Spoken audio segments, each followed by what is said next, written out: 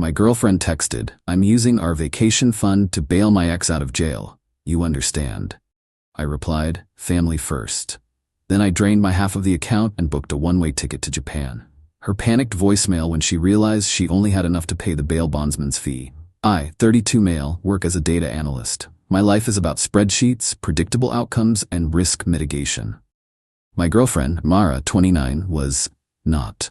She was impulsive, passionate, and, I thought, balanced my quiet life.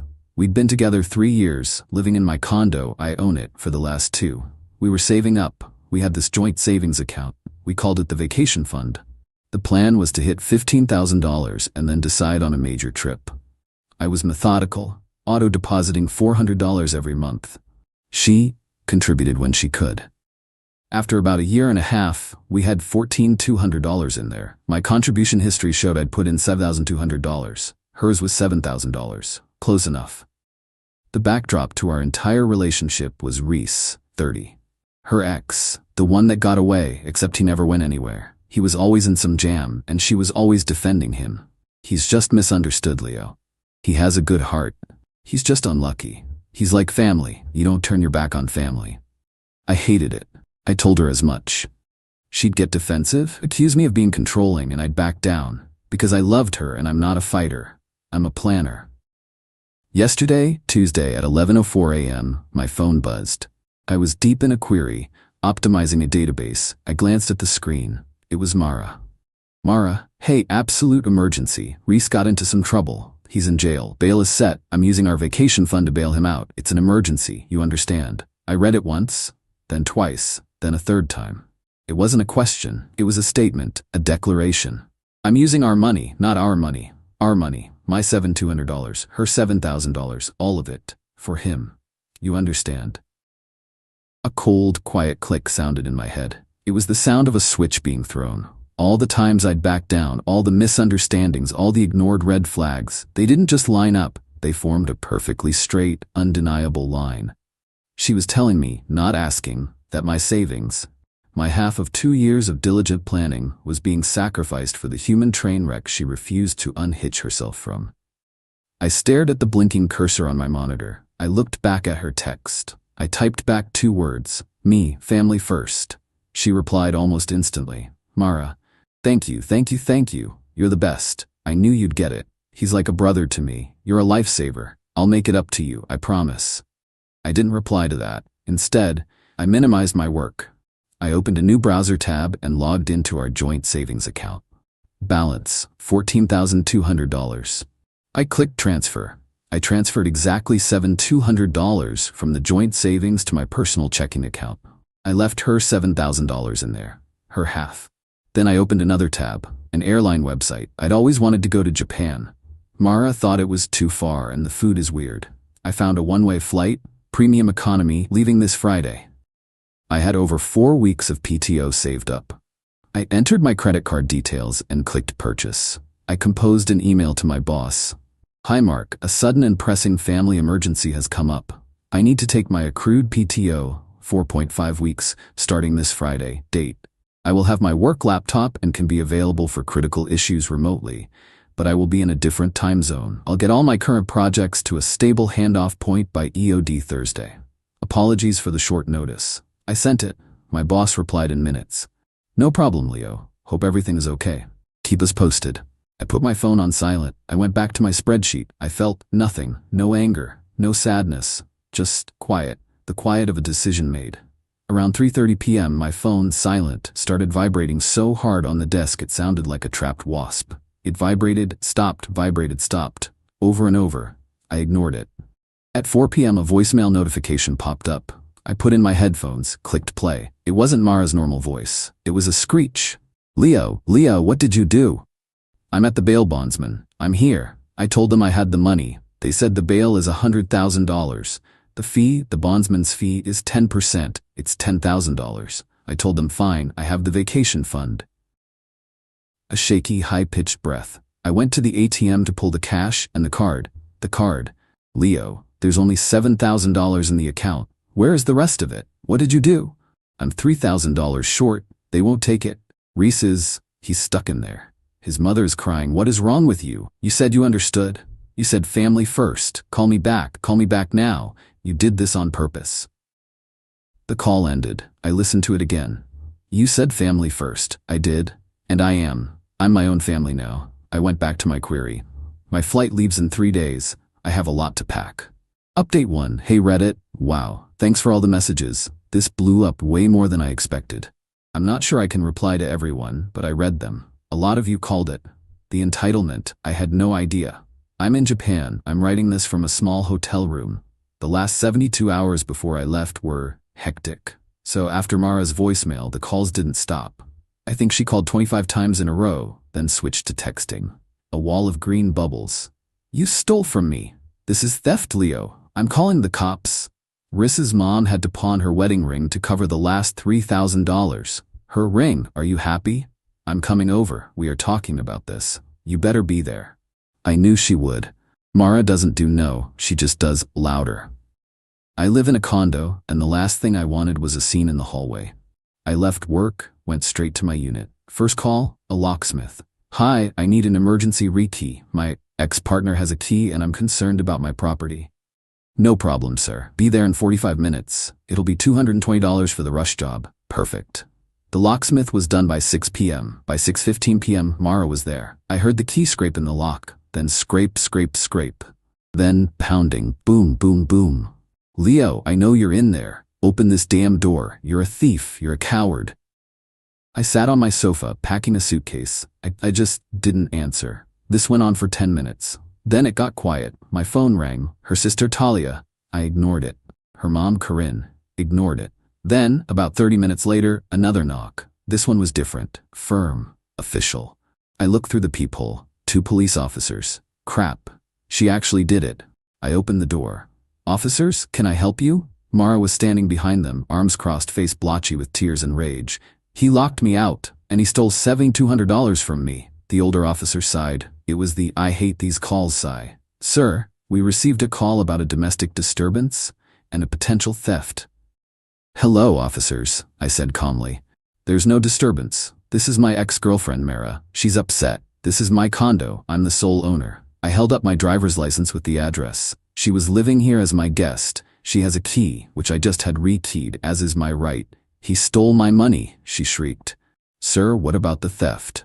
"Ah, yes." I picked up a file from my coffee table. I'd printed everything. "Mara is referring to a joint savings account. Here's the most recent statement." I handed it to him. "You'll see a balance of $4,200 as of this morning. And here," I handed him another paper, "is the transfer history. You can see my monthly deposits of $400 totaling $7,200, and her deposits totaling $7,000. And here, a third paper, is the transfer I made today for $7,200. My exact contribution. I left her $7,000 in the account, which as you can see is still there." The cop looked at the papers. He looked at Mara. "And why did you do this, sir?" "Because, officer," I handed him my phone. "She sent me this text today, informing me she was taking the entire $14,200 to bail her ex-boyfriend Reese out of jail. I did not authorize the use of my half of the savings, so I removed my half." The cop read the text. He looked at Mara again. His expression was gone. Just flat. "Ma'am, this is a civil matter. He didn't steal anything. He took his own money. What's in that account is between you and the bank. And this is his condo. He doesn't have to let you in." But my stuff," she sputtered. "My clothes, my laptop." "I've already packed most of it," I said, pointing to 3 large boxes and 2 suitcases by the door. "She can take it. I'd prefer if you'd stay while she does, just to keep the peace." "A civil standby?" "Fine," the officer said. He nodded to Mara. "Go ahead, ma'am. Get your things. Just the essentials. We can't stay all night." Mara stormed past me. She wasn't crying anymore. She was just vibrating with hate. "You're a sociopath, you know that?" she hissed, grabbing her makeup bag. "A cold, calculating spreadsheet, that's what you are." "I'm a spreadsheet who doesn't pay for his girlfriend's ex-boyfriend's legal fees." "Yes." Rissa's mom had to pawn her ring. "Sounds like a Reese mom problem," I said, leaning against the doorframe. She went for her boxes, but then she saw a painting on the wall. It's a nice landscape, painted by her grandmother Maud. Maud and I got along great. She gave it to me 2 years ago for my birthday because I spent a weekend fixing her ancient computer and setting up her Wi-Fi. Mara always hated that it was mine. Mara lunged for it. I'm taking this. It's my grandmother's. I put my hand up. No, you're not. It's my family's. The younger cop stepped forward. Ma'am, is this your property? Or his? My grandma painted it. It belongs to me. I pulled my phone out of my pocket, went to my favorites album, pulled up a photo. It was me and Maud smiling holding the painting and the birthday card that came with it. I zoomed in on the text. To Leo, my favorite computer whiz, I'm so glad you love the painting. It's all yours. Happy 30th. Love, Maud. I showed it to the cop. He nodded. Ma'am, you need to leave the painting. Get your boxes and let's go. Her face, I've never seen that color. It was purple. She grabbed her boxes, dragging them out, scraping the floor. You'll regret this, Leo. You'll be old and alone with your stupid money and your stupid painting. I gave you 3 years. And I'm taking my $7,200 back, I said. Have a good night. I closed the door, locked it. The cop stayed until she was in her car. The next day, her mom, Corinne, called. I was stupid and picked it up. Leo, darling, she said, her voice dripping with fake honey. I think there's been a terrible misunderstanding. Mara is just, she's so distraught. She has such a big heart, you know. That money was just for an emergency. Reese is a good boy, he gets turned around. Corinne, he got arrested. A bar fight, boys will be boys. Now, Mara is $3,000 short on the Bondsman, and her account is overdrawn from, well, you know. I think the right thing to do, the Christian thing to do, would be for you to send her that money you took. Be the bigger man, Leo. Don't be so petty. The Christian thing? How about the logical thing? The logical thing is for me to not light my savings on fire for a man who, by the way, Corinne, it wasn't a bar fight. I looked it up. Public records. He was arrested for check fraud. He was stealing checks from his part-time job. Silence. Well, I'm sure that's a misunderstanding, too, she said, flustered. The point is, Mara needs you. You can't just abandon her. Watch me, I said, and hung up. I spent the next 48 hours getting my life in order, put a hold on my mail, paid my condo fees 3 months in advance, and I hired my friend Ben, who has a key, to water my plants and grab any mail that slips through. I got one last text from Mara's sister, Talia.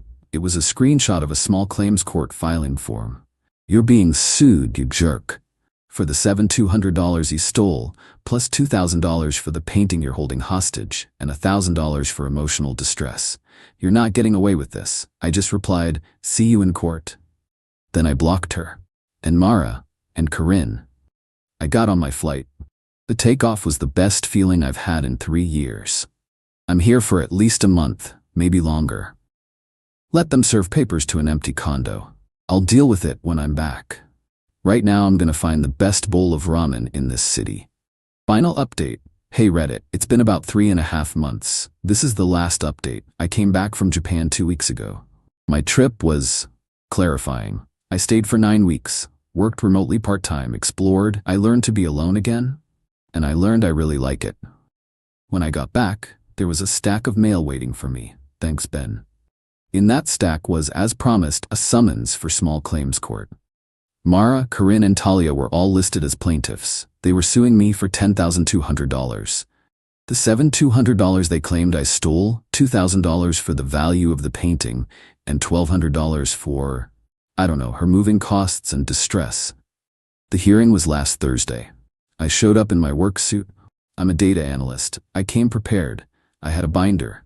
Mara was there, with Corinne and Talia flanking her like disgruntled bodyguards. Reese, notably, was not. The judge, a tired-looking woman who clearly had a packed docket, called our case. Case 304B, Mara's last name versus my last name. Ma'am, please state your claim. Mara stood up, papers shaking. Your Honor, my ex-fiancé. I literally choked. We were not engaged. Maliciously and without warning, stole $7,200 from our joint savings account, leaving me stranded and unable to pay an emergency bill. He did this out of spite. He also stole a priceless family heirloom, a painting from my grandmother that's worth at least $2,000. And he abandoned me. I had to pay for movers and a deposit on a new apartment. It's caused me severe emotional distress. The judge looked at me. Mr. My last name, your response? I stood up. Your Honor, I opened my binder. First, we were not engaged. Here is a copy of my condo's deed, in my name only, purchased before our relationship. Here is the lease for her new apartment, which she signed with her ex-boyfriend, Reese, 2 days before she texted me. It appears the emergency was just moving in money. Mara went pale. Corinne hissed. That's not order, the judge said. Continue, Mr. My last name. Second, regarding the $7,200. I passed a folder to the bailiff. Here is the full certified statement from the joint savings account, showing every deposit by both parties for 18 months. As you can see, my total contribution was $7,200. Her total was $7,000. I withdrew my contribution, leaving hers. Here's the text message she sent me, stating her intent to use the entire fund, including my money, to pay the bail bondsman for Mr. Doe Riss. I did not authorize this. The judge read the text. Her eyebrows went up. Third, regarding the painting, I passed over another folder. Here's a notarized affidavit from her grandmother, Maud, who is 84 and lovely, stating the painting was a personal gift to me for my 30th birthday. Here is the original birthday card, which she was happy to provide. And here is a photo of me and Maud with the painting at my party. It is not a family heirloom, it is my property. And finally, I said, here is a copy of the public court docket for Mr. Reese, last name, the man she was bailing out. He was not arrested for a bar fight, as I was told, but for check fraud. He pled guilty last month and was sentenced to 18 months. I sat down. The courtroom was dead silent. The judge looked at the paperwork. She looked at Mara. Ma'am, the judge said, let me get this straight. You tried to take your boyfriend's savings to bail out your other boyfriend who was on his way to prison for fraud. When your boyfriend smartly took his own money, you sued him? And you tried to claim a painting your own grandmother gave him? He tricked me, Mara said, her voice cracking. He was manipulative. He said family first. And it seems Mr. Riss is the family you chose, the judge said flatly.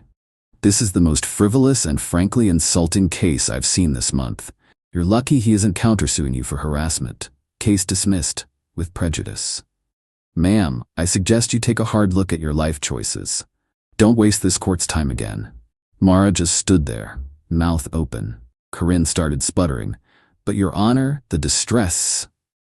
Get out of my courtroom, the judge said. I packed my binder. As I was leaving, Talia got in my face in the hallway. You think you're so smart with your folders. You ruined her life. No, I said, adjusting my tie. She had a life, she had my savings, she had her grandma's painting. She was willing to trade all of it for Riss. The trade just went through. Excuse me. I walked away. I didn't look back. The last I heard from Ben, who heard it from a mutual friend, the situation is bleak. Mara and Riss's mom, the one with the pawned ring, are now in a massive feud over who Riss really loves, and more importantly, who he owes money to. Mara lost her job, not because of me, but because she was apparently a whirlwind of unprofessional chaos for a month straight and missed 3 major client deadlines. She's living in that apartment with her name on the lease, and Riss, well, he's not paying rent. I got home, took Maud's painting, and hung it in my bedroom, where I can see it every morning. I'm back at work. My boss is glad I'm back. My spreadsheets are clean. My accounts are my own. I'm planning a trip to Southeast Asia for next spring. This time, I'm buying a round-trip ticket. It's over. I feel light. I don't feel happy, not yet, but I don't feel angry. I just feel free. And $7,200 richer than I would have been.